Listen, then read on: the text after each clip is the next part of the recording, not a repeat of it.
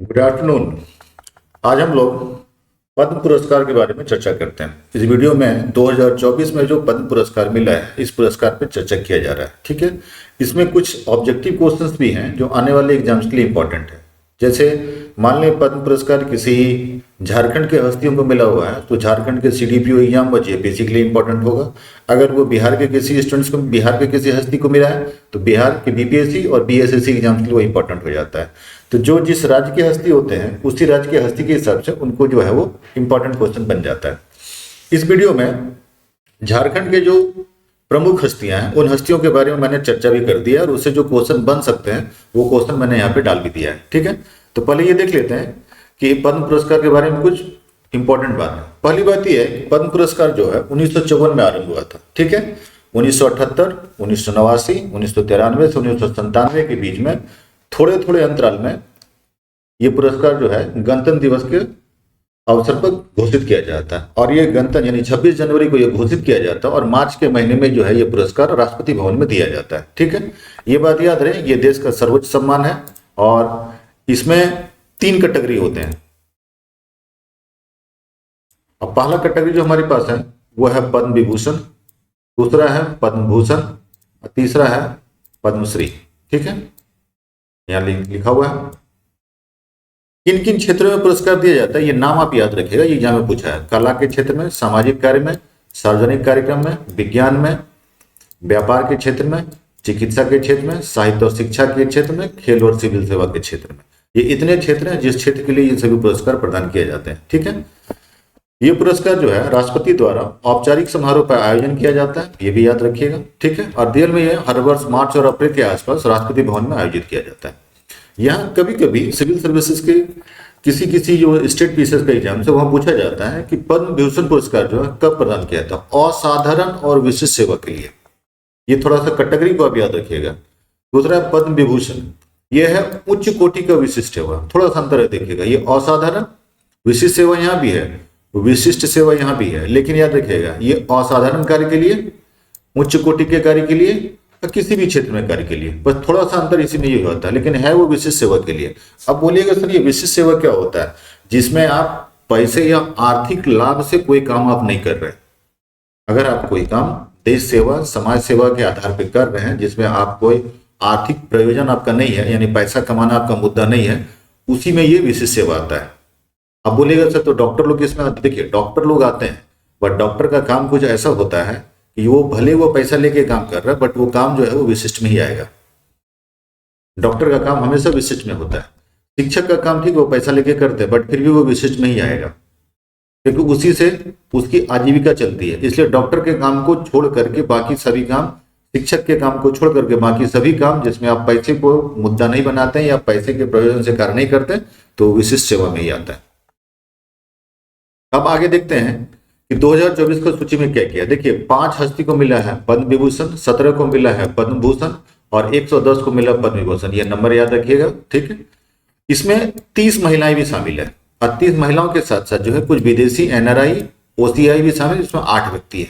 इसमें इस बार फ्रांस के व्यक्ति को ज्यादा मिला गया है, मैक्सिको से भी है, बांग्लादेश से भी है, लेकिन यहाँ से ज्यादा है। 9 व्यक्ति को जो है मरणोपरांत भी दिया गया। ऐसे मरणोपरांत नहीं दिया जाता है, लेकिन अगर उसकी मृत्यु 1 वर्ष के अंतराल के आसपास हुई है तो फिर वो अवार्ड दिया जा सकता है। ठीक है, अब एक मापदंड क्या है? मापदंड ये है कि लोक सेवा के तत्व होने चाहिए। अगर उन हस्तियों में लोक सेवा के तत्व है यानी कि समाज सेवा, राष्ट्र सेवा की भावना है तो फिर लिया जाता है। दूसरा, गणतंत्र दिवस पर अवधि से 1 वर्ष की अवधि के भीतर हुआ तो मरणोपरांत भी पुरस्कार दिया जाता है। फिर देखिएगा नामांकन की तिथि क्या है, 1 मई से आरंभ होती है और 15 सितंबर के पीछे चलती है। इसी बीच नामांकन पर विचार किया जाता है। यह कोई पुरस्कार या पदवी नहीं है। जो हमारा आर्टिकल 18 है टाइटिल, ये उसको टाइटिल मत समझिएगा। ठीक है, ये आपके काम का जो है रिवार्ड है। इसमें निमंत्रण पद, पोस्टर, पुरस्कार आदि विजेता के नाम के आगे पीछे नहीं लगाया जा सकता है। यानी जो पेपर मैगजीन आप ऐड देखते हैं उस ऐड में जो नाम डाल दिया जाता है वो नाम आप नहीं डाल सकते हैं, ये अलाउ नहीं है। किसी पोस्टर पे नहीं डाल सकते हैं, किसी निमंत्रण पत्र पे नहीं डाल सकते हैं आप, ये भी है। तीसरी बात, इसमें कोई नगद भत्ता नहीं मिलता है, यानी रेलवे और हवाई यात्रा में जो है इसके माध्यम से कोई ऐसी पास या टिकट नहीं मिलता कि आप पूरी जिंदगी जर्नी कर सकें। पुरस्कार जो है एक मेडल दिया जाता है जिसको तमगा बोलते हैं और इस पे राष्ट्रपति का जो सिग्नेचर है उसका किया हुआ हस्ताक्षर किया हुआ जो सर्टिफिकेट भी दिया जाता है। ठीक है। एक दूसरी बात, इस मेडल को आप किसी भी राजकीय समारोह में पहन के आप जा सकते हैं, ये अलाउ। देखिए, जिससे प्राप्तकर्ता अपनी इच्छा अनुसार किसी राजकीय समारोह में पहन सकता है, ये उसको अलाउ है। अब है कि 2024 में जो अवार्ड मिला उसमें किस किस क्षेत्रों में कितना मिला। देखिए, कला के क्षेत्र में 57 को, साहित्य के क्षेत्र में 19 को, चिकित्सा के क्षेत्र में 12 को, महिलाओं की संख्या 20 है, मरणोपरांत 9 को, झारखंड से 2 हस्तियों को मिला और बिहार से 6 हस्तियों को दिया गया है। तो झारखंड वाला जो झारखंड का एग्जाम दे रहे हो याद रखिएगा, बिहार वाला जो बिहार का एग्जाम दे रहे हो बिहार का याद रखिएगा। इन 2 चीजों को आपको याद रखना है। ठीक है। झारखंड से जो मिला था उसमें पूर्णिमा महतो का नाम है। अब देखिए, पूर्णिमा महतो कौन थे? देखिए, पूर्णिमा महतो जमशेदपुर की एक भारतीय तीरंदाज और तीरंदाजी कोच है। दीपिका कुमारी इन्हीं की स्टूडेंट मानी जाती है, इन्हीं से सीख करके। 1998 में राष्ट्रमंडल खेलों में उन्होंने एक रजत पत्र और भारतीय राष्ट्रीय तीरंदाजी चैंपियनशिप जीता था, ये भी याद रखिएगा। पुणे राष्ट्रीय खेल में उन्होंने 6 स्वर्ण पदक जीते थे, ये भी याद रखेंगे। 2008 में वो भारतीय राष्ट्रीय टीम की कोच थी और 2012 में ग्रीष्मकालीन ओलंपिक में भी वो टीम की कोच थी। यानी मुख्यतः इनका पेशा जो टीम है ये तीरंदाजी कोच ही है। अपने करियर की शुरुआत उन्होंने जो है टाटा तीरंदाजी एकेडमी में प्रवेश करके किया था और यहीं पे उनको स्थान प्राप्त हुआ था। ठीक है। ये व्यक्तिगत तौर पर जो है कोचिंग देती है और 2012 में जो ग्रीष्मकालीन ओलंपिक दीपिका कुमारी भी शामिल थे, यानी उनको भी जो कोचिंग मिला था वो इन्हीं से मिला था। ठीक है। एक महतो स्पेन में 2005 में सीनियर वर्ल्ड आउटडोर तीरंदाजी चैंपियनशिप सहित कई प्रतियोगिता परीक्षा में कोच रह चुकी है और जहां उन्हें एक रजत पत्र भी मिला था। क्लियर है। अब है कि इनको जो पुरस्कार इस बार मिला था वो किस चीज के लिए मिला था, आगे हम आपको दिखाएंगे किस चीज के लिए मिला था। दूसरी एक है, उसका नाम है चामी मुर्मू, ये भी झारखंड की है और इनको सरायकेला का लेडी टार्जन बोला जाता है। ठीक है। 1973 में इनका जन्म हुआ था। ठीक है। रायगढ़ ब्लॉक के रहने वाले खरसावां, सरायकेला खरसावां, ये नाम याद रखिएगा, सीडीपीओ या जेपीसी एग्जाम में पूछा जाता है। ठीक है। मार्च 2020 में मुर्मू जो है अंतर्राष्ट्रीय महिला दिवस पर नई दिल्ली में थी, जहां रामनाथ कोविंद ने 12 नारी शक्ति पुरस्कार प्रदान किए थे, उसमें एक इनको भी प्रदान किया गया था। ठीक है। 30 वर्षों में इन्होंने लगभग 30 लाख पौधे लगाए हैं और ये इनका सबसे उल्लेखनीय कार्य है। सबसे उल्लेखनीय कार्य इनका ये है कि इन्होंने पर्यावरण के लिए काम किया है। ठीक है। 3000 महिलाओं का समूह बनाकर 30,000 लोगों को स्वरोजगार दिया, ये भी उनका उल्लेखनीय कार्य। यानी ये सभी काम ऐसे हैं जो विशिष्ट कार्य में आते हैं। ठीक है। फिर आगे कितने हेक्टेयर भूमि पर? 720 हेक्टेयर भूमि, 30 लाख पौधे लगाए हैं। सरायकेला का लेडी टार्जन बना जाता है। ठीक है। और एक दूसरा चामी मुर्मू जो है 1990 में एक सहयोगी महिला नामक एनजीओ का गठन किया था, जिसमें महिलाओं को आत्मनिर्भर बनाने का काम शुरू किया। यानी ये भी एक जो है विशिष्ट कार्य था जिसके लिए उनको दिया गया था। एक ये 52 वर्षीय है और ये मदर टेरेसा को अपना आदर्श मानती है और ये सामाजिक सेवा कार्य से जुड़ी हुई है। ठीक। ये सरायकेला के राजनगर प्रखंड से आती है, ये भी आपको याद रखना है। ठीक। 1996 में इंदिरा गांधी वृक्ष मित्र पुरस्कार से इनको सम्मानित किया गया था, ये भी इनका एक अचीवमेंट था। ठीक। यहां तक तो ये था। अब है कि अवार्ड जो दिया गया उसमें देखिएगा, बिहार से हैं बंदेश्वर पाठक, यंगिलू ये ताइवान से हैं, विदेशी हैं। फिर देखिएगा चंद्रेश्वर प्रसाद ठाकुर चिकित्सा के लिए बिहार से हैं। फिर आइए कला के क्षेत्र में जो है रेजवाना चौधरी वानिया को दिया गया है। फिर आइए कला के क्षेत्र में अशोक कुमार विश्वास को दिया गया है। ठीक है। सुश्री चार्लेट टॉपिन ये फ्रांस से है, योग सिखाती हैं, उसके लिए इनको दिया गया है। फिर आइए पियरे सिल्वेन पीरोलेट, इनको साहित्य के लिए दिया गया है, फ्रांस से हैं ये। फिर आइए सुरेश किशोर साहित्य के लिए दिया गया बिहार से।